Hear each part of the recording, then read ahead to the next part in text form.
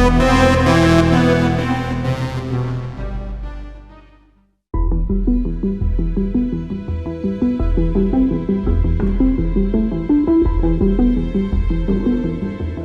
was going to be an introduction, so we can skip through this first slide.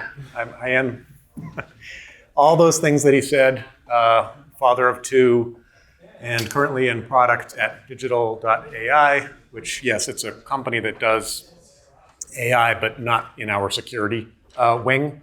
So you'll be spared from me talking about AI today, which is hopefully a relief after a couple of days of hearing about AI. And I came from a startup that was bought by Microsoft.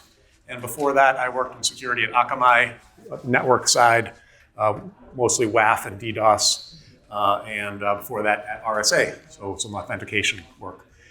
And today, I'm going to talk about attacks on apps on the client side, mostly mobile apps, also the client side of web apps, and then also desktop apps, which, believe it or not, still exist and have a very, very large market, particularly in the gaming world.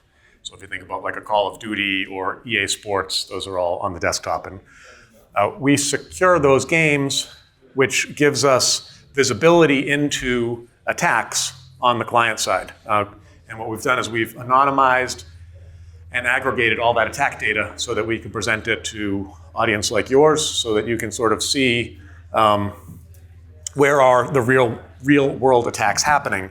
And I'm going to talk about that in the context of the MASVS. So is everybody familiar with the MASVS already? Some, yeah, a couple. So basically, give a framework or explain some of the why behind the MASVS, how the attacks are categorized, and part of that is how to mitigate against them, and then talk about some of the ways in which you can speak to attacks on apps such that it helps you to gain budget to fight attacks on apps. And thank you for getting the door. I appreciate that. It's awesome. Sensitive to noise. Okay, so that's the so from a big picture perspective, why are we talking about client side attacks? Well, because it's kind of an app-happy world. 5 million different discrete apps in the Play Store and the App Store combined, if you were to add up like all of the apps that you and I can download. Together, all of those apps will account for nearly $1 trillion in revenue this year, 2024. And we're seeing, in a single month, you're seeing 52,000 new apps being added to the Play Store. So each of those apps is, useful for us in our everyday lives as consumers, but is also a potential threat vector, right? I mean, every single one of those apps, whether it's mobile, web, or desktop, has some sort of instruction, usually in the form of an API, for accessing a back-end server. And every single one of those apps, once you or I download them, is completely within our control. There's no auth mechanism in almost all cases to actually get into the app, right? You can just do whatever you want with the app, including pop it into Ghidra or Frida, reverse engineer it, look at the source code, look at the control flow, basically understand everything about how the app communicates with the backend server, and then use that information to communicate with the backend server. So if you're a curious user, that can be fun. If you're a gamer, it can be fun. You can maybe create a cheat and go into God mode and rack up points. But obviously, if you're a company that's creating those apps, or if you're assigned by a company to protect those apps, you have your work cut out for you. Because as security engineers, we have no control over how people use those apps. So the problem, you have lots of apps. Every one of those apps has instructions how to get into the back end. And then this is the quick age test. Does anybody know this guy? Name him. The Mad Magazine, Alfred E. Newman. Okay, so yeah. Good, so I'm not quite dead yet. Okay, so the question is, you've got hundreds of millions of attacks, and how do we begin to categorize them? Well, OWASP helpfully puts together has a mobile application security verification standard, or the MASVS. And the MASVS enumerates 7 different controls. This is sort of like the requirements document for application security. Look at storage, crypto, authentication, network, platform code, and then look at resilience. And resilience basically means like the ability to resist attack when the app is put into some sort of unsafe environment or when it's been reverse engineered. And that's what we're going to focus on today, is the resilience controls. And then the last one is privacy. So within resilience, can anybody already name all 4 of the resilience control groups? Okay, so then, yeah, so you want to be able to resist tampering, good. If everybody was nodding and being like, yeah, go on, I would have just skipped 4 slides. But if sounds like it's at least useful to review them. So we'll jump through them and then we'll look at the attacks, the reason why these requirements are in place. In other words, the attacks that these requirements are meant to stop. So yeah, the first one is meant to verify the integrity of the platform on which the app is running. So this is another way of saying that is ensure that the app isn't running, for example, on a jailbroken or a rooted device. Now, that doesn't necessarily mean, the app shouldn't run. It just means that you should be able to take some sort of remediation if the app is being run in a jailbroken or rooted device. What this would mean, for example, in the case of a bank, in the case of a bank, you probably want to at least remove some of the functionality behind transferring money or withdrawing money if the app's running in a rooted device. But if you're a bank in Europe where rooting or jailbreaking is a little bit more common, you probably don't want to simply block access to your application for roughly 0.1% of your users, because that would be like 100,000 users, and all of a sudden you have 100,000 support calls, and that becomes problematic. So what you want to do is perhaps force, step-up authentication in that case, or force some kind of a quicker timeout so that the person's just playing with it. They don't have limitless time to look for additional threats. But at any rate, you at least want to know, because while a rooted device is not necessarily proof that a hacker or a threat actor is using the device, it is the first step that a threat actor or a hacker would have to do in order to perform some sort of nefarious action. And then the other thing you want to look for is emulators, right? And again, not necessarily a sign of a threat actor, but it is a sign that something could be happening that you don't want the app to actually do. And then, of course, you just want to check to see if there's malware on the device or on the platform that's interacting with the app. So this is the first requirement according to the OWASP Mobile Application Security Verification Standard, is just validate that the app's running on a platform with integrity. The second thing is verify that the code has integrity. In other words, the code itself hasn't been changed, or the libraries that the code is accessing haven't been changed. So verify the code integrity, check the package signature, make sure that it's the signature, it hasn't been recompiled and uploaded to a third-party store, et cetera. The third one is probably the most simple to explain. Just make sure that the code is obfuscated, right?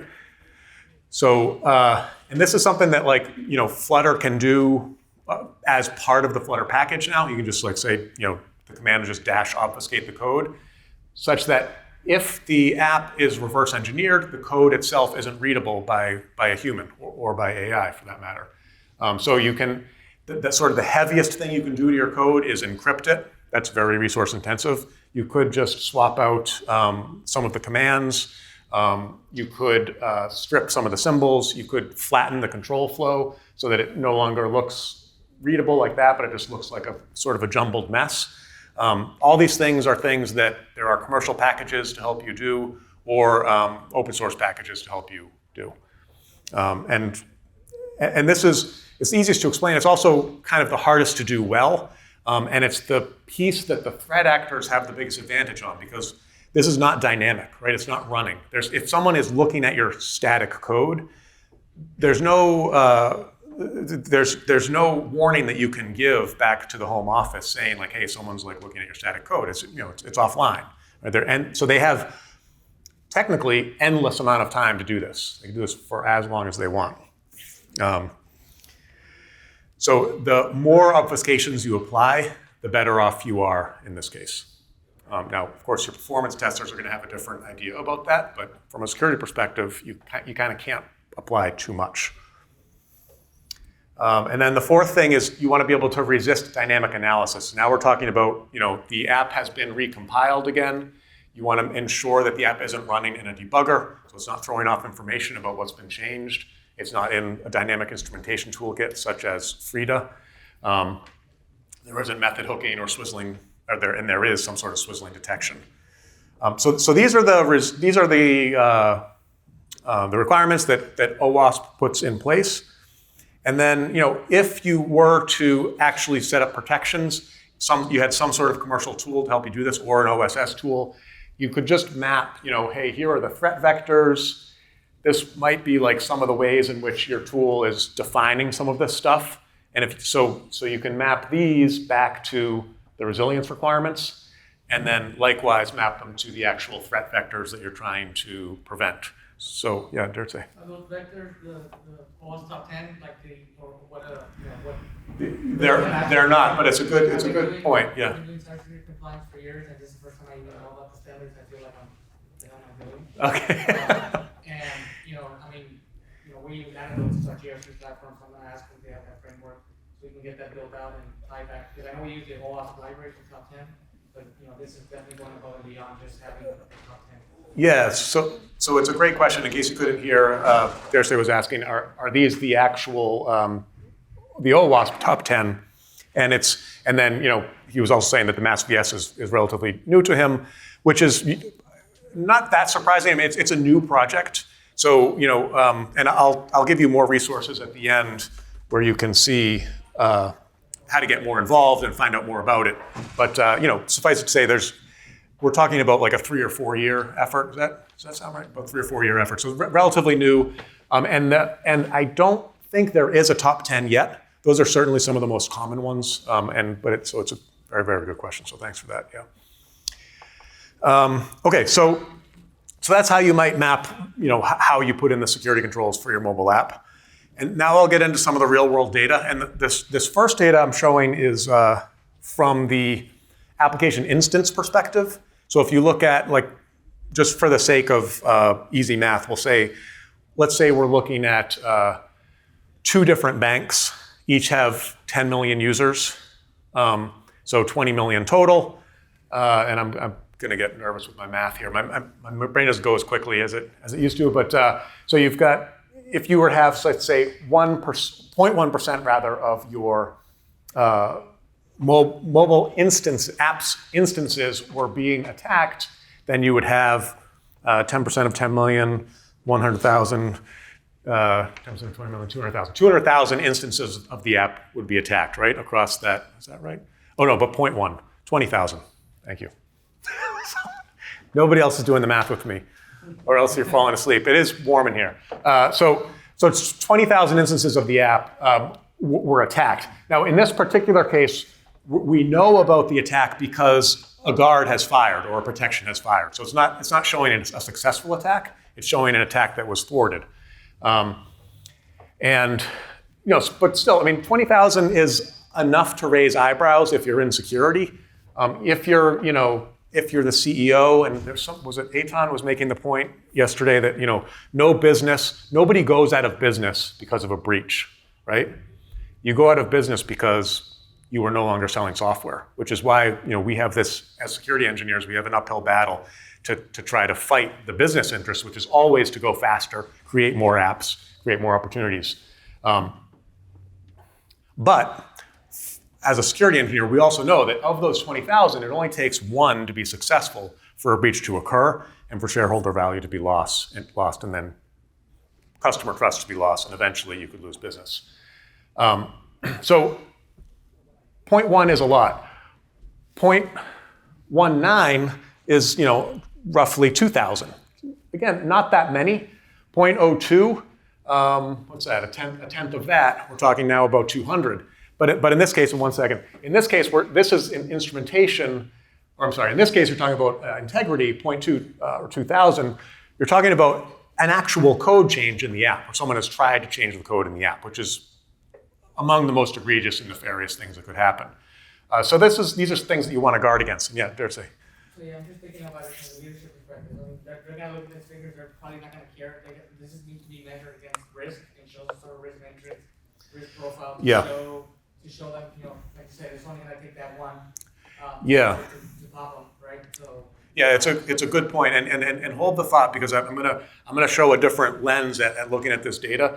But yeah, I mean, generally speaking, if you were talking to a CEO or even a CTO, CIO, they might say, hey, point one, I'm gonna take the chance, especially if it means I can keep 200,000 customers happy because they have the features they want.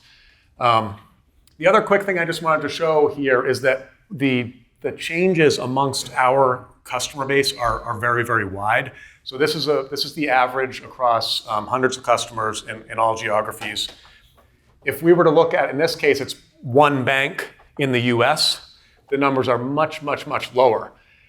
And at first blush, you might think that this is like a golf score, like you want the lower score is better. Oh, there's fewer attacks. It's actually the opposite. Like if they're only seeing 1/5 of the attacks of the average, that's like a convenience store owner having one camera on one aisle and saying, oh, I didn't catch anybody stealing, so I don't have any threats.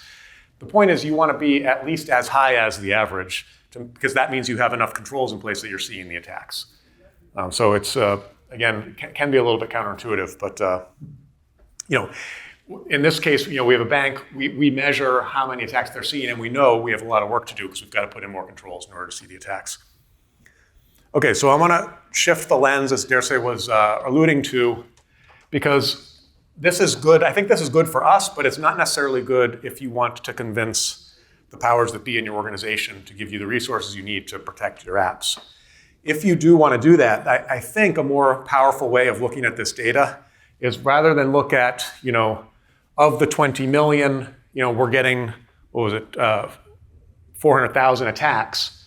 Instead, you want to look at, of the apps that we are making, we, in this case, let's stick with the bank example. Let's say it's, I won't name a bank, but Bank A in the US has 2 apps. One is for just regular account access, that's where you keep your savings account and all that, and one is for your insurance claims.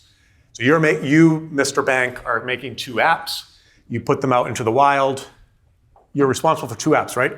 If one of the instances of either of those apps gets attacked, we'll say 50% of your apps have been attacked, right? Which is a much more powerful statistic, and it's a little bit of a marketing lens, but when I say marketing in this case, we're trying to sell the idea of investing in more security, right? So we're all marketers in some way in that sense. So if you look at, hey, we're creating 2 apps, each app has 10 million users, but if one of the users of one of those apps is attacked, then we say 50% of the apps are attacked. It also makes sense from a security vendor perspective because, if you're in a security vendor, you likely have, call it a dozen customers or maybe 120 customers. You want to, so you're protecting, let's call it 500 apps. You want to know how many of those apps are attacked in a given time period. So if we look at it from that enterprise perspective, in other words, the app maker's perspective, and then we look at the number of apps that are out in the wild, and then we take just a 4-week period. So call it, in this particular case, it was 4 weeks in February 2024. Then you're looking at 65% of apps were attacked in that 4-week period. This is inclusive of all types of attacks. So integrity attacks, attacks on the running in a dangerous environment, and then of course obfuscation, which you actually can't test for. But if you were to look at this, this is, I think, convincing, and it's true. So you're not hiding anything. You're just showing the powers that be, hey, 65% of my apps were attacked. What are we going to do about this? How many controls should we put in place? I think one of the things that's worth considering is if we look at the trends, the number of attacks is growing over time. This is 65% this year, 57% the year before, and it was actually 55% the year before that, the first year of our report. I think it's worth talking about at the very high level, why would attacks be increasing?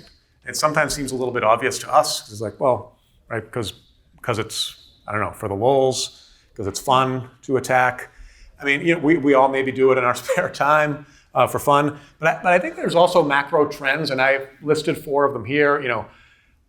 I do think that since cryptocurrency came sort of to the fore, cashing out has become easier. So in other words, one of the reasons why we see so many ransomware attacks is it's relatively easy to just demand ransomware payment. It's not traceable. So why not do it? Democratization.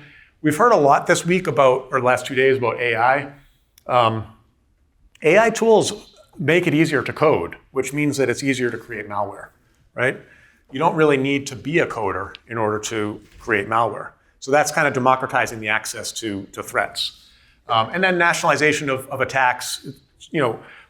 We're seeing the budgets of the syndicates that are creating these attacks increase tenfold. If we're talking about a government funding an attack, it's much greater resources than Tommy has in his mom's basement.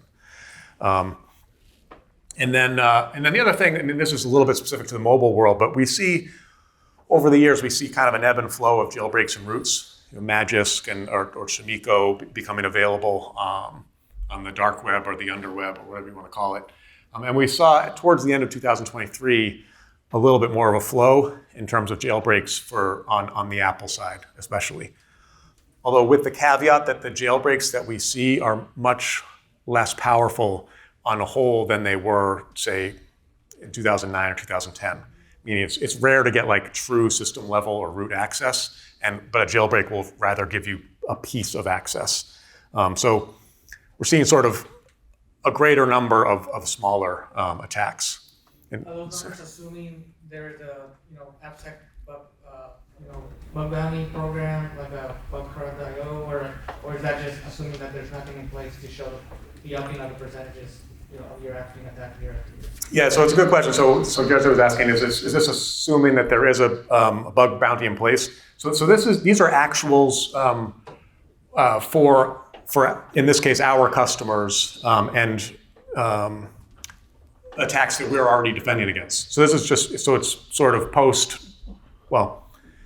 this is irrespective of bug bounties. Let's put it that way. Yeah. So does it cover both iOS and Android? Yeah. Okay. And web. So client-side web attacks as well as desktop apps. So this is the whole thing. I'll break down in mobile in a second. But go ahead. Did you have enough? The worry I have is suppose if iOS has only 20%, and if Android has 40%, then the actual data itself is not showing the. Yeah, so it's a great point. Yeah, so he was essentially asking for a breakdown between iOS and Android, which we'll come to in just not this one, but the slide after, or actually 2 more. So yeah, I just wanted to break down really quickly. Within FinServ, we're seeing slightly higher overall. Can't see. Oh yeah, I can see there. And then the types of attacks that we see in FinServ are people familiar with Xenomorph, Anatsa? Yeah, these are like fairly common banking Trojans on the Android side. And this is, again, both iOS and Android, as well as a few web client attacks and desktop attacks. Although those Trojans are specific to the Android side. And one thing I may as well bring it up here because we're talking about, when we get to iOS and Android, we'll talk a little bit about the likely shifting of the landscape from Android towards iOS. But the other thing I just wanted to quickly jump into was the attacks on gaming. So we actually see more of these in the gaming sector than we do in FinServ, which is a little bit counterintuitive because you figure, the hackers are going to go where the money is. But I think, sort of speaking to the hacker mindset or the threat actor mindset, it's a little bit more common for people to do things just because they can or because they just feel motivated for the lulz, or just to, they're motivated because they want to do better in a game. It's not necessarily monetary incentives here. The other thing that we've found is that as, sort of the most ingenious hacks or threats or attacks happen on the gaming side, and we can sometimes follow those and we'll see them come into the FinServ side later. Okay, so Android versus iOS. And now we're splitting down in between the different MASVS categories. So this is An environmental attack. So the bulk of these are either jailbreaks or roots. That's one of the reasons why these are so high, is because jailbreaking and rooting is so common. Much more common on the Android side. So you're getting the breakdown here. Lots of reasons for that. I guess probably the most obvious one is that Android is essentially open. I mean, it's open, it's licensable, which means it's more accessible, much easier to develop a root than it is to develop a jailbreak. I do think that, going forward with the Digital Markets Act having been passed in Europe, that we will begin to see more attacks on the iOS side. And that's just, Digital Markets Act is the law that's making it, allowing for third-party stores to exist on the iOS side, which in turn allows arguably for more malware to be created for the iOS, or at least to be distributed through those third-party stores. It's not a necessary conclusion, but it's something that's possible it will happen. And this data is all gathered from February, so it's just before that law went into effect in March of this year. There's a good hike, right? Is it because of AI getting trend because of that? The hike is more, or is there anything else which is causing this? The year over year? Yes. Yeah, so the question, actually, I meant to ask that to the group earlier. So yeah, when I was going over the nationalization of attacks, the democratization of attacks, what were the other four? The use of AI, which is democratization. I meant to actually ask the group, if there were other ideas, because I know some of you, we have pen testers in the room. This is macro sort of guesstimating around why are we seeing attacks go up? Are there other reasons? Because it's a good question. We just asked, because we see it across all OSs, all geos. We're just seeing more attacks. Yeah, go ahead. I think there's a bigger market for those kind of tools and exploits and all that. Yeah, bigger market for the tools. Yeah. Go ahead. I feel like software developers know more about security from a web perspective than a mobile perspective, on average. You ask a web developer, what do they know about security? They'll give you, a few fundamental things. You ask a mobile developer what to do, clueless. So the mobile developers know less about security, therefore the threat actors see it as an environment that's more ripe for taking advantage of. Yes. Yeah. Okay, so you got a second there. I'd like to extend from there, right? 2023, we have some developers who didn't know about security. 2024, my assumption is they will at least know some amount of percentage of knowledge of security. So we should significantly bring down the percentage. So there are some other factors which is causing it to go higher. That's what I feel. Because a developer, as a new developer, joining in 2023, 2024, when I'm coding it, I will have some experience. And I will have some experience on how to write proper code, proper secure code. Yeah. And I know how to run tools to ensure it is secure. Yeah. So it should come down, right? That's what I'm thinking. I'm not sure. Yeah, I think so. So we have a couple of votes for software developers just simply don't know as much as they should about security, and then one saying but they're all getting smarter over time. I mean, I think I don't know the answer. Do you happen to have an opinion on why we're seeing more attacks? It's just people go after this. I just wanted to talk about another topic. Okay. Hijacking your thoughts. Okay, no, that's fine. I did want to, because I figure I don't usually give this part of the talk in front of people who have as much experience as this room does as far as defending. So I did want to bring a little bit of other ideas in. Go ahead. Yeah, I just wanted to provide some context from the development standpoint. The more I've been working with large language models, the more aware I'm becoming with security and security threats, because it's called out to me as I'm developing where I hadn't considered that before. That's cool. Yeah. So when you're coming for coding help, it'll actually warn you hey, if you use this, be aware that it could be vulnerable. Hey, this is right for injection. Yeah. Good. I didn't even know. I'm just trying to get the data. Yeah. That's cool. That's cool. And then one more comment. So there are 2 points. Right from the developer perspective, now the organization are having some programs for each and every developers that before they start developing, they have the security knowledge of what they are going to do, like a secure libraries that they need to use while coding it, they need to use it. The problem of increase of this particular hacks or attacks would be like the cater to the market. The business has a requirement, and that requirement has to be delivered to the market in a very short time. Yeah. And that is the main focus that is giving a pressure to the developers. Yeah. And there is a very tight schedule for a security pen tester to complete the testing. So there Yeah. are these 2-3 inputs that might raise this particular. I like that point. I mean, it happens to dovetail with what I was saying at the very beginning. It's like, we have, the organizations we work for have more pressure to release more apps more often. There are more apps. There's just simply more opportunity for threat actors to come in.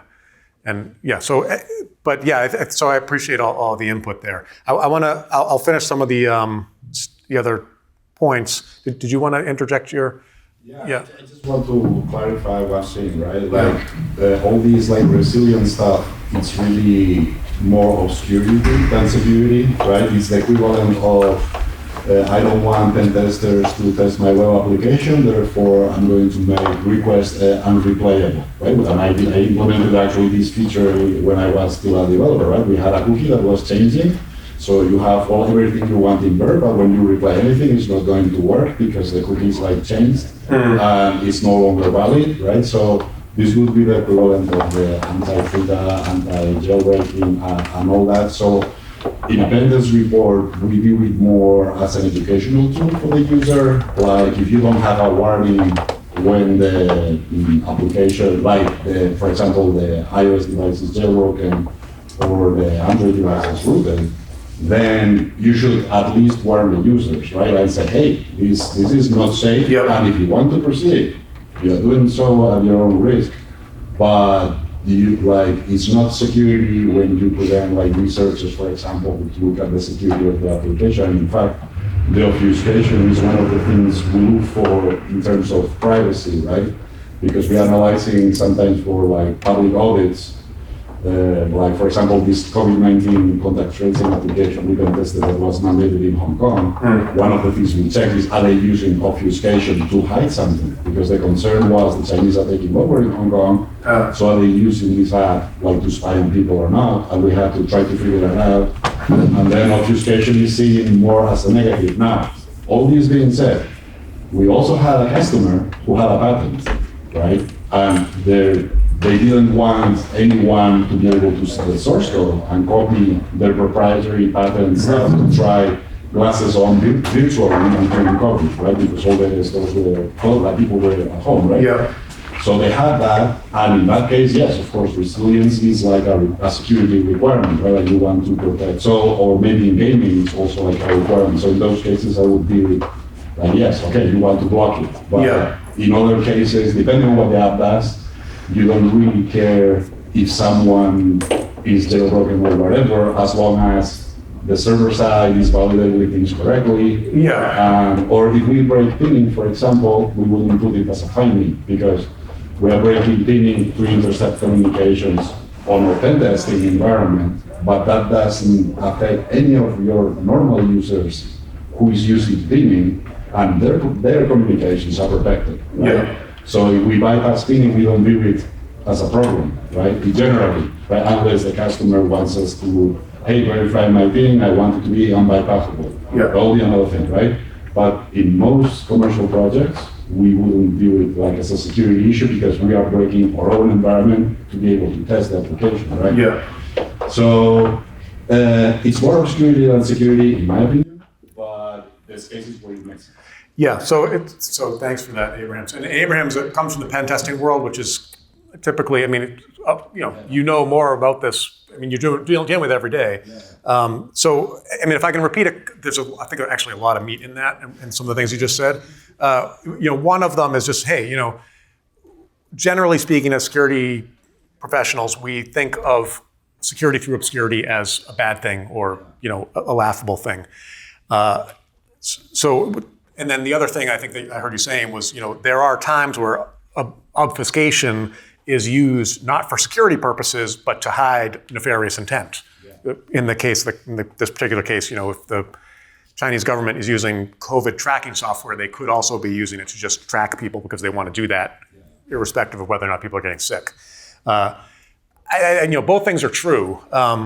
The security through obscurity thing actually bothered me when I've been at this company for 3 years, and we have the original patent on obfuscation, which is now, there's many different commercial vendors that you can use to obscure software. And I originally thought, like, oh, this is ridiculous. Like, why would you even do this? Like, this is not, we've always been taught not to take this tactic. However, like in this particular context, with either the client side of a mobile app, the client side of a web app or a mobile app, if the code lives with the threat actor and they have free reign to do anything they want with it, I think it's in the interest of the maker of the app to do something to make it, to resist static analysis. Yeah, make it harder. And it is true that, like, no matter what you do to obscure it, eventually it can be hacked. There's, like, no question about that. But in our particular case, one game that we protected, and it's already public because it's been talked about in Reddit and everything, Red Dead Redemption. Do we have any gamers in it? Yeah. So Red Dead Redemption, the original, was protected by us, and the way that one of our clever salespeople wrote the contract was like, as long as it's not hacked in the first 2 weeks, because most of those games, they're either hacked in the first 2 weeks or not, and that's when 80% of the revenue comes in, those first 2 weeks of sales. You'll get 80% of the contract value. Every week thereafter, you get a bonus, because they really just wanted to make sure those first 2 weeks, it was one of the most anticipated games. So we survived the 2 weeks, and then this was not smart on their part, but we left it open-ended. So we had 51 weeks before it was hacked. So we got a bonus every week for 51 weeks, which was a lot of fun. We were hoping for a full year, but so I only bring up the example so it can work, like, for as long as a year with, like, millions of people trying to hack it. Eventually they get through, but yeah.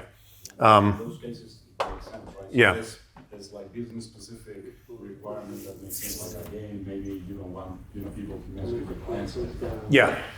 So go ahead. Yeah, another point. I don't know if you heard about it, but Roblox. There's something recent where if Roblox detects like Wireshark is open, it shuts down the game.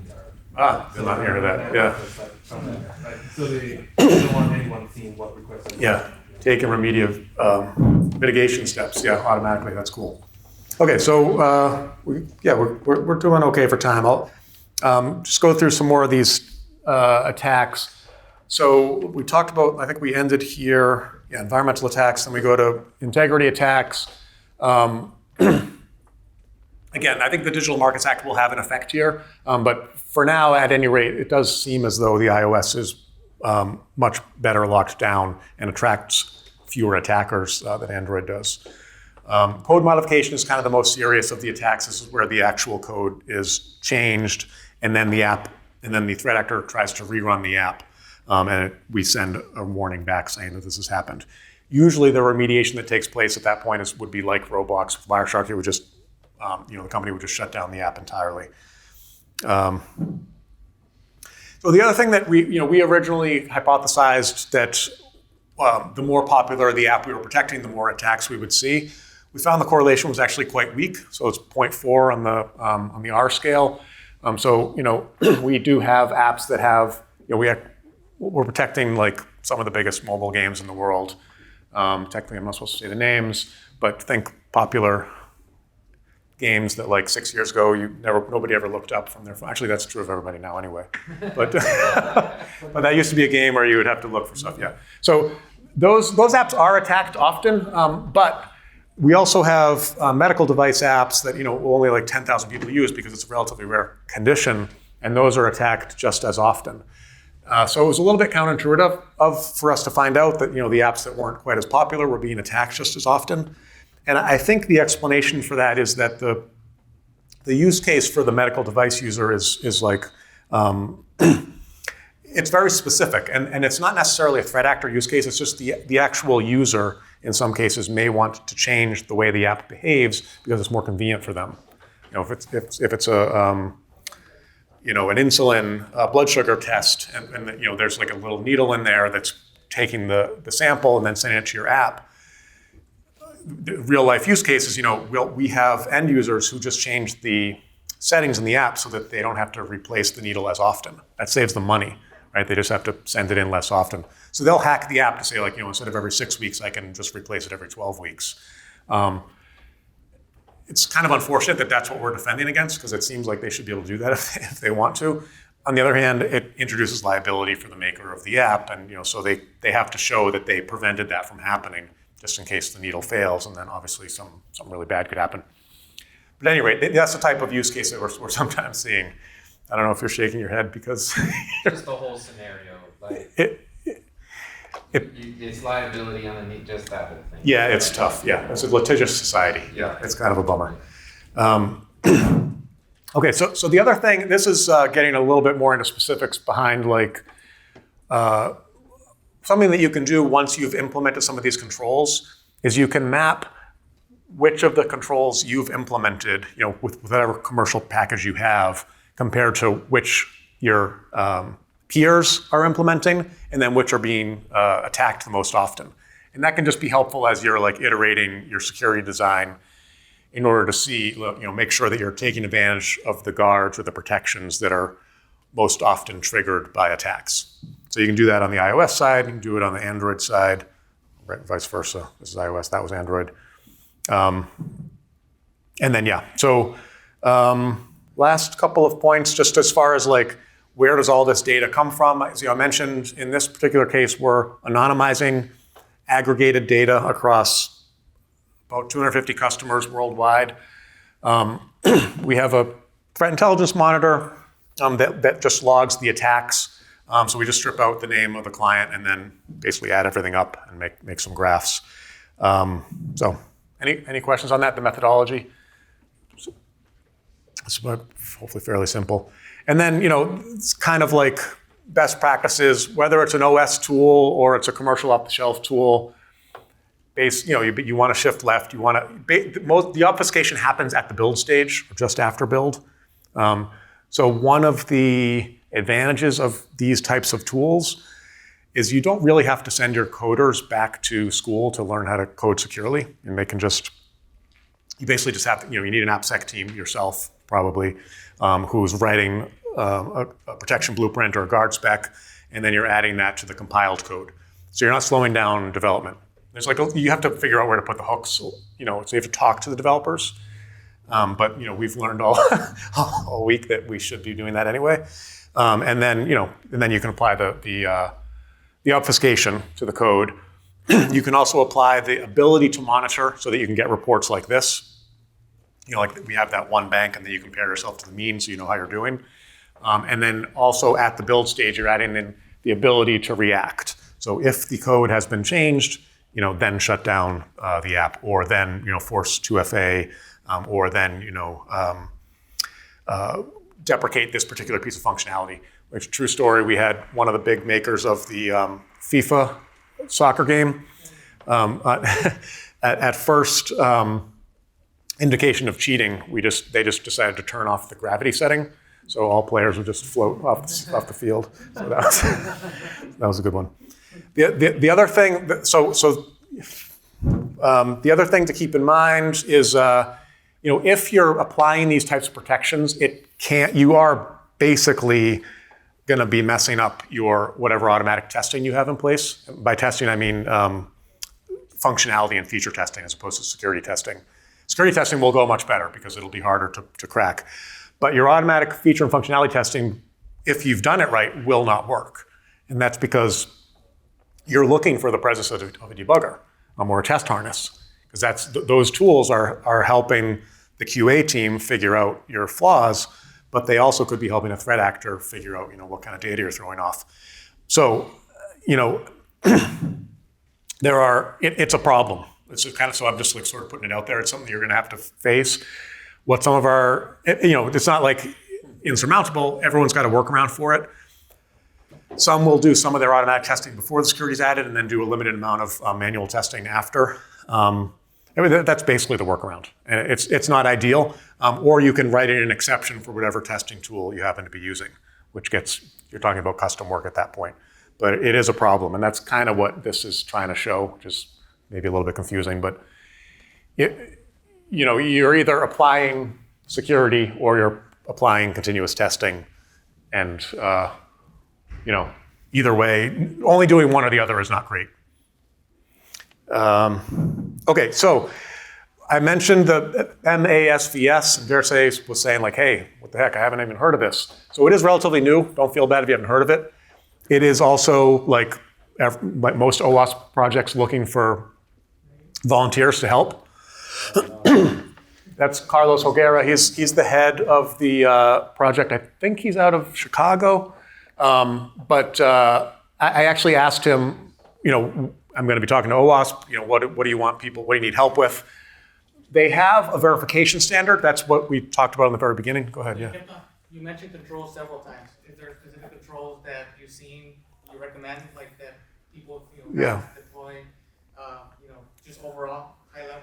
Yeah, so the question was around, which controls, and this would be within the mobile application security verification standard. Everything we're talking about today is within the category of resilience. So 4 controls within there are the platform integrity of the code, obfuscation, and then resist dynamic analysis. Those are the ones that I'm sort of plugging that I recommend. As far as like helping the requirements get better, they have a verification standard. It's done, released, and then they have a testing guide. So it's MASVS, MASTG, and the weakness enumeration is a project that's underway, and that's what they need help with.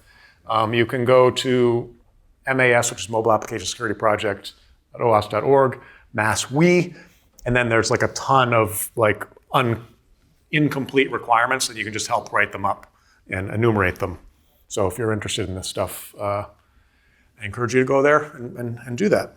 He's Yeah. Spanish, and he lives in Berlin, I think. Oh, he lives in Berlin. Okay, yeah. So yeah, oh, cool. All right, yeah. So Carlos is Spanish and living in Berlin. Yeah, and you're Spanish and living in Ireland. So yeah, it's a global village. Cool. So, and then if you want more of data like this, the report itself is available for download. It's the company I work for is digital.ai. You can just download it there. It's free. You have to give up, you can just make up an identity and put it in. Oh, I forgot I was being taped. Let's cut that part out. Yeah, and then like if you need to like kind of sell this concept internally, there's IDC, a third party that talks about why this kind of stuff is important. And yeah, that's it. 1 minute left. Any last questions? So are you seeing any unique exploits on the desktop apps? Are you seeing any unique exploits on these apps? Yeah, I mean, we have a threat research team that's looking into these, and we're seeing, we are seeing unique exploits to us, which I think is probably unique to the community. I'm not sure that I can like shed a ton of light on them, but like I could, if you wanted to follow up, LinkedIn or email, I could hook you up with the threat research guys and maybe talk about them. All right. Yeah. I'd be curious.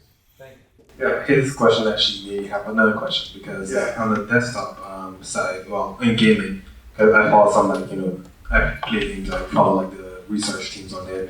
They have like a big problem like DMA. Is that, I've never heard of DMA on like the mobile side. Is that a problem on the mobile side? DMA, the Digital Markets Act, or something? Direct memory access. I don't know. Sorry. Yeah. It's what?